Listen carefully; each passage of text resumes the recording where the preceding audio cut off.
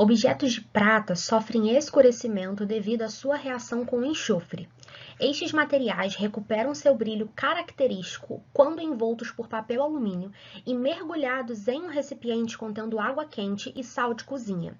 A reação não balanceada que ocorre é: o Ag2S vai reagir com o alumínio, gerando Al2S3 mais a prata. Aqui a gente tem alguns dados da massa molar dos elementos e ele perguntou o seguinte: utilizando o processo descrito, a massa da prata metálica que será regenerada na superfície de um objeto que contém 2,48 gramas de Ag2S é.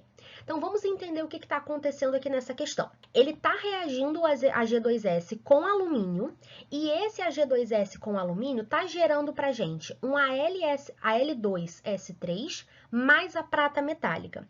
Então, ele está relacionando no enunciado duas informações. E sempre em questões de estequiometria, você precisa prestar atenção a isso. Ele vai te dar dados de uma substância e ele vai te pedir dados de outra substância. Então, a primeira coisa que a gente precisa é identificar quais são as substâncias que ele está relacionando. E nesse caso, a gente tem aqui, ó, ele está perguntando da prata metálica, que é o Ag sólido, o Ag sozinho, a partir do Ag2S, que é essa primeira substância daqui. Então, o que acontece? Em toda questão de estequiometria, a gente vai precisar ter esse olhar. Qual que é o objeto que ele está dando informação e qual que é o objeto que ele está perguntando? Ou seja, a qual substância ele está se referindo, né, de quem que ele quer a resposta e de qual substância ele está me dando informações para que eu relacione com a outra substância e chegue até a resposta. Para isso, eu deixei separado aqui pra gente a reação com os dados, tá? Lembrando que ele está perguntando essa massa na nossa questão. A partir de quanto? Ele está perguntando a massa da prata metálica a partir de 2,48 gramas do Ag2S. Então, vamos deixar escrito aqui também. A nossa massa para o Ag2S é de 2,48 gramas. Só que a gente precisa lembrar o seguinte: essa reação não está balanceada. E qual que é o problema disso? Quando eu quero relacionar duas coisas e elas não estão balanceadas, eu não sei qual é a proporção base dessas duas coisas. Então, não tem como a gente criar um raciocínio a partir do momento onde a gente não sabe qual é a relação entre essas coisas. É igual fazer uma receita de bolo. Eu posso virar e te falar assim, olha, você precisa de ovo e farinha. Tá. Qual é a pergunta óbvia que você deveria me fazer? Quanto? Quanto de ovo e quanto de farinha? Pode ser, sei lá, 2 ovos e 1 xícara de farinha? Pode ser 4 ovos e 1 xícara de farinha e meia? Pode ser 3 ovos e 2 xícaras de farinha? Não importa. A quantidade base é o que você precisa saber para poder, a partir dali, criar o seu raciocínio. Então, vamos supor que você queira fazer 2 massas daquele bolo. E você não sabe qual é a proporção para uma massa de bolo, você não vai saber fazer para as outras, concorda comigo? Então, o balanceamento serve para isso, para nos dar a proporção base das informações que a gente tem numa reação química, beleza? Então, bora lá balancear. No balanceamento, a gente sempre começa a balancear pelos metais. E nesse caso aqui, a gente tem a prata e a gente tem o alumínio. Vou começar a balancear pelo alumínio só porque ele está sozinho, tá? Mas tanto faz qual é o elemento que você escolheria. O alumínio está presente desse lado da reação e desse lado da reação. Esse lado de cá, eu só tenho um alumínio. E do outro lado da reação, a gente tem 2 alumínios. Então, para poder balancear, eu preciso mexer nessas quantidades. E nesse caso, a gente vai precisar de 2 mols de alumínio para poder balancear com o outro lado, que também já tem 2 alumínios do outro lado. Beleza? Então, 2 e 2, tudo resolvido. Agora, a prata, ela vai dar um pouquinho mais de trabalho para a gente. Quando a gente olha para a prata aqui, tem 2 pratas aqui e eu tenho uma só aqui. Então, o que a gente pensaria logo em fazer? Colocar um 2 aqui. E, inicialmente, isso não está errado, tudo bem? Porque a gente está balanceando o elemento prata. 2 aqui, agora 2 aqui. Só que qual é o problema? Junto com a prata, agora a gente tem um outro tipo de elemento, a gente tem agora um ametal. Desse lado de cá, você só tem um enxofre, que é o ametal que a gente está se referindo, e do outro lado a gente tem 3 enxofres. Então, se eu colocar o 2 aqui da prata, já tem 2 da prata, né? Se eu colocar o 2 da prata do outro lado, eu simplesmente não vou conseguir balancear o enxofre. Por quê? Porque ele vai estar travado pela minha prata. Então, olha só, vamos tirar esse 2 aqui da prata e vamos balancear o enxofre. Eu tenho um enxofre do lado de cá e 3 enxofres do outro lado, tudo bem? Então, a gente precisa de 3 mols dessa molécula para poder equilibrar as quantidades do enxofre. Agora sim, a gente vai voltar para poder balancear a prata. Nossa, Larissa, mas eu nunca vi isso. Calma. A gente está usando essa tática por quê? Porque a prata está sozinha do outro lado. Então, enquanto você tem uma substância que ela é composta, ou seja, ela tem mais de um átomo presente ali, acaba sendo difícil a gente balancear uma e não desbalancear a outra. Então, você pode sim usar dessa tática, pegar, balancear um metal, balancear um ametal e depois voltar para o metal se for coerente para você.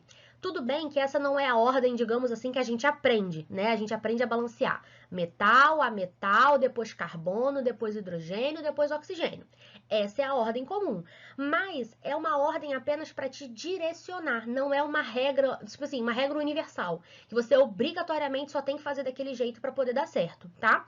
Então, você pode fazer essas adaptações se for coerente na sua questão. Obviamente que, se essa regra existe, é para poder dar um norte. Então, você continua usando e a partir do momento que der alguma coisa errada, você pode tentar por essa outra via. Tudo bem? Então, vamos continuar. Aqui a gente já balanceou, temos 3 enxofres, só que agora olha a prata. Eu tenho 3 mols do Ag2S. Isso significa que de prata aqui agora eu tenho 6. E do outro lado eu só tenho 1. Para poder balancear essa quantidade, é só a gente colocar um 6 aqui na frente. Beleza? Então, agora essa reação química está balanceada. Dito isso, agora a gente vai relacionar as duas substâncias que ele deu para a gente no enunciado, que são o Ag2S e a prata metálica. Lembra que eu falei para você que o balanceamento dá para a gente a receita de bolo, né? A proporção base? Então, agora eu sei que 3 mols do Ag2S produz para a gente 6 mols de prata. Essa é a nossa receita base, ou seja, eu preciso de 3 do Ag2S para poder produzir 6 da prata. Poxa, será que eu não posso simplificar sabendo que é o dobro? Pode, tá bom? Não tem problema. Eu vou deixar assim só para não gerar nenhuma confusão. Mas se você já pegou aqui o esquema de como resolver, você pode usar 1 mol do Ag2S que tá para 2 mols da prata, tá? Porque é o dobro, sem problema algum. Só que vamos lá, ele está falando em termos de massa. Então, a gente precisa fazer uma transformação dessa informação aqui de mol para massa. E como que a gente faz essa relação de mol para massa? Usando os dados da massa molar. Então, olha só, a gente vai precisar calcular a massa molar dos dois, tá? Então, vamos fazer aqui no cantinho. A massa molar do Ag2S, a gente vai calcular da seguinte forma. A gente vai multiplicar 2 vezes a massa da prata, por quê? Porque a gente tem 2 vezes a prata aparecendo aqui. Então, vai ser 2 vezes a massa da prata, que é 108, mais a massa do enxofre, que é 32. Então, quando a gente multiplica aqui 2 vezes 108, vai dar 216. 216 mais 32 vai dar 248 gramas por mol do Ag2S, beleza? E quando a gente calcula a massa molar só da prata, é a própria massa dela. Então, não tem nem o que a gente multiplicar nem fazer conta aqui. Vai ser 108 gramas a cada mol, ok? Para que a gente está fazendo isso? Porque quando a gente calcula a massa molar, a gente consegue ter uma relação da massa com a quantidade de mols. Olha aqui, a gente sabe que 3 mols do Ag2S produzem 6 mols de prata. Só que quanto que vale isso em massa? É isso que a gente quer descobrir. Aí, olha só, vamos olhar para a prata primeiro, que ela é mais simples de interpretar. 108 gramas da prata estão em 1 mol. Então, por exemplo, se eu tenho 2 mols da prata, é só multiplicar essa quantidade por 2. Concorda comigo? Da mesma forma, se eu tenho 3 mols da prata, é só eu multiplicar essa quantidade por 3. Por quê? Porque 108 gramas está para cada 1 mol de prata. Então, como eu tenho 6 mols de prata, olha só o que a gente vai escrever aqui embaixo. Eu tenho 6 vezes 108 gramas da prata. Eu só transformei a informação de mol para grama, usando a massa molar. E a gente vai usar o mesmo raciocínio com a G2S. A gente descobriu o seguinte: 248 gramas do AG2S estão em 1 mol. Então, se você só tiver 1 mol deles, você vai ter um peso de 248 gramas. Só que quantos mols a gente viu que tem aqui na questão? Exatamente, a gente tem 3 mols.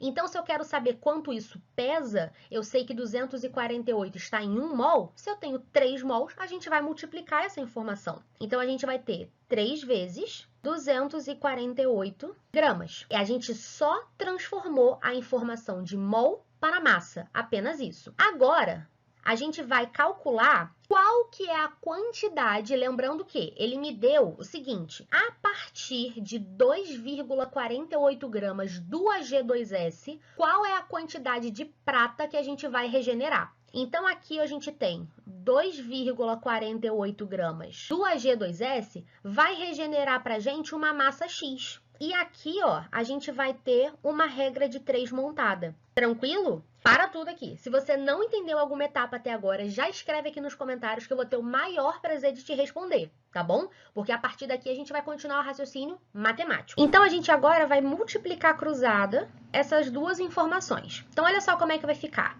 3 vezes 248, só troquei o x aqui por um pontinho para vocês não confundirem com esse outro x, vezes x igual a 2,48 vezes 6 vezes 108. Como a gente só tem multiplicação nessa equação, a gente pode simplificar sem dor de cabeça alguma. Ah, Larissa, significa que se a gente não tivesse só multiplicação, tivesse soma, subtração, enfim, a gente não poderia simplificar de jeito nenhum? Não. Significa que a simplificação seria diferente. O que eu vou fazer aqui se aplica porque é só multiplicação para os dois lados, tá bom? Então, olha só. Primeira coisa que a gente pode fazer é o seguinte: se eu dividir os dois lados pelo número 3, tá? Se eu divido esse lado pelo número 3, 3 dividido por 3 fica 1, certo? Então, eu vou botar 1 ali. E 6 dividido por 3 fica 2. Então, já estou melhorando. Para que a gente está simplificando? Para não ter que fazer essa contarada toda. 2,48 vezes 6 vezes 108 dividido pela multiplicação de 3 com 248. Se tem uma coisa que a gente precisa fazer no Enem, é otimizar as operações, para a gente não se perder em conta matemática e acabar errando a questão por erro de conta, tá? Então, isso que eu estou mostrando para vocês é apenas um atalho para você conseguir resolver isso aqui de forma mais coerente e mais rápida, tá bom? E isso é treino, tá? Fica tranquilo. Se você não está acostumado a fazer esse tipo de simplificação, é treino. Então, se até aqui deu alguma dúvida, já coloca aqui nos comentários, não deixa passar despercebido para não embolar, tá bom? Então, vamos lá. Dito isso, seria muito legal que fosse 248 dos dois lados. 248 aqui, 248 ali, porque era só dividir por 248 dos dois lados. Então, o que a gente vai fazer? A gente vai reescrever esse número decimal de uma outra forma. Então, olha só, vai ficar aqui, ó. 248x igual. Esse número decimal a gente vai escrever em forma de uma fração decimal. Como que faz isso? A gente tira a vírgula e vê o que sobrou. Sobra 248. Sobre, se eu tenho duas casas decimais, eu tenho 2 zeros no denominador. Então, vai ficar sobre 100 vezes 2 vezes 108. Se quisesse já multiplicar o 2 vezes 108 e escrever 216, não tem problema, tá? É só uma questão de gosto. Agora, a gente vai dividir 248 dos dois lados. Por quê? Porque isso aqui vai desaparecer, graças a Deus, e isso aqui também, ó. O que a gente acabou de fazer? Dividir por 248 dos dois lados. Então, vamos lá. Vou escrever aqui em cima. O x, 1 vezes x é o próprio x, tá? Então, eu escrevi aqui x vai ser 1 sobre 100. Vou escrever aqui já essa multiplicação, tá? 2 vezes 108, então vai dar 216. Pronto, tá mais simpático. Dito isso, a gente tem agora a multiplicação de uma fração por um número inteiro. Como que a gente resolve? A gente coloca o número inteiro sendo uma fração, então a gente precisa se perguntar, se eu dividir o 216 por quem, vai continuar sendo 216? Exatamente, por 1. Porque a divisão de qualquer número por 1 continua sendo ele mesmo. Por isso que você pode transformar isso aqui numa fração. Logo, o que vai acontecer? Vamos multiplicar em cima e embaixo. Então, nosso x vai ser 1 vezes 216 é 216, sobre 100 vezes 1 é o próprio 100. Só que você sabe que as respostas estão em número decimal, então a gente divide isso aqui. 216 dividido por 100 também é fácil, porque eu só tenho 2 zeros. Da mesma forma que aqui, ó, eu tinha 2 zeros e o denominador virou 100, então aqui a nossa vírgula vai ter que andar 2 casas. Então aqui, ó, 216 sobre 100 vai virar 2,16 gramas. E essa é a quantidade de prata metálica, voltando à questão, regenerada a partir de 2,48 gramas de Ag2S, ok? Ficou alguma dúvida? Eu espero muito que não. Espero que você tenha saído daqui entendido muito mais química do que quando você chegou. Foi um prazer ter ficado com você até o final desse vídeo, mas mais uma vez, se ficou dúvida, coloca aqui embaixo nos comentários que eu vou ter o maior prazer em te responder. Se você gostou desse vídeo, se ele te ajudou, pode deixar aqui escrito também que eu vou ter o maior prazer de saber. E compartilhe esse vídeo com outras pessoas, tá bom? Não se esqueça de se inscrever no canal, porque assim você vai ser notificado toda vez que sair vídeo novo por aqui. Um beijo, até o próximo vídeo.